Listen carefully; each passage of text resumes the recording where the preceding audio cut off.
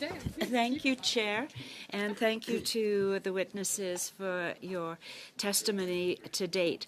As I'm sure you know, the goal of this particular study is to provide the federal government with very practical, focused recommendations in terms of how to improve our pharmaceutical sovereignty here in Canada.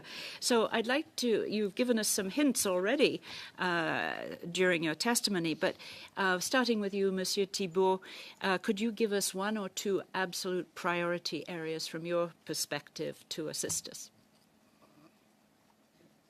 Thank you for the question through you, Chair. Thank you for the opportunity to put forward those recommendations. We've been very clear as looking at the opportunity that is presented through the Life Sciences Fund, through the Defense Industrial Strategy. There's $84 billion, I believe, if I got that, recall that correctly, where we could utilize those dollars to really implement a lot of the things and the recommendations that we're talking about. Again, we would like to designate insulin, glucagon, and other diabetes, essential diabetes therapies as critical medicines under a formal pharmacare or pharmaceutical sovereignty framework aligned with that strategy and that fund. Leverage that Life Sciences Fund to provide capital investment for domestic insulin manufacturing. Establish public-private partnerships with government providing strategic investment and guaranteed procurement, the same model that already works in defense and in critical minerals. Expand domestic fill-finish and active pharmaceutical ingredient capacity through targeted funding and regulatory support. We would also like to see the creation of strategic reserves for essential medicines, for us, essential diabetes medicines, to buffer against supply disruptions and really implement safeguards to protect Canadian supply from competing international demand. So I think those are some of the recommendations that we would like to bring forward. Thank you. Ms. Donaldson, perhaps you would give us your top two.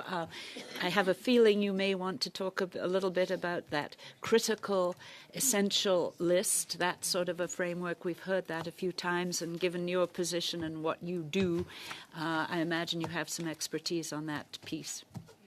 Thank you very much for your question. And you did hear me speak earlier about the data strategy, which I think is paramount to many of the other recommendations that we have to, again, building that transparency and that national coordination of the data that we own. But you're absolutely right.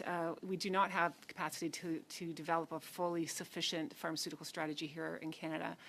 So it is targeted. It does need to be a coordinated approach that envelops, and we use words such as essential, critical, vulnerable. Often a medication could be vulnerable just based on the fact that it is a sole source or there's limited alternatives available. We saw, again, shortages with pediatric oncology medications. These are life-saving options and alternatives that we often do not have good choices beyond the first-line therapies. And no one, as a healthcare practitioner myself, the worst possible outcome is for you to know that there is a shortage that impacts your patients and that you have to go to a patient or a caregiver and explain that there has been a reason that they cannot receive the very best medication for their need.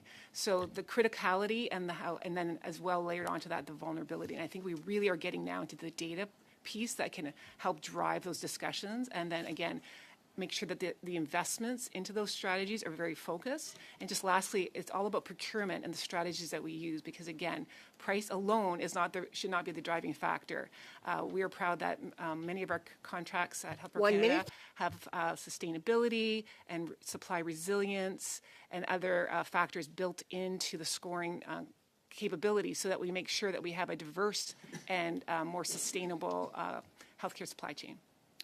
And Dr. Leclerc, you've talked already about funding. During our study on antimicrobial resistance, we heard about a push-pull mechanism in terms of incentives for companies to produce the drugs here in Canada where they're perhaps critical but also only used in small quantities. Any comments in that regard?